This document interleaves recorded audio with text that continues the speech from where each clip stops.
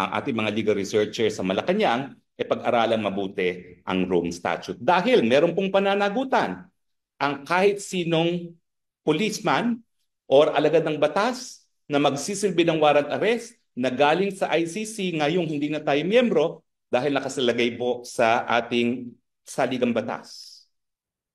Kinakailangan issued by a judge. Yung judge na yon, Pilipinong hukuman, hindi dayuhan hukuman.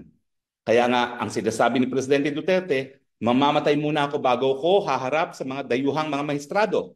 Kasi po, yung pagpapatupad ng batas, yung paglilitis at pagpaparusa dahil merong nalabag na batas, yan po ay kabahagi ng isang karapatan ng isang soberenya at malayang bansa. Kapag pumayag tayo na dayuhan ang maglitis sa mga krimen na nangyayari sa atin, binabaliwala po natin ang ating soberenya. Yan po ay pagtatraidor sa Republika ng Pilipinas. Malaking dagok po yan sa ating soberenya at yan po ay pwedeng mapatawan ng parusa na parang capital offense. Talaga po yan. Pwede po yang maging capital offense.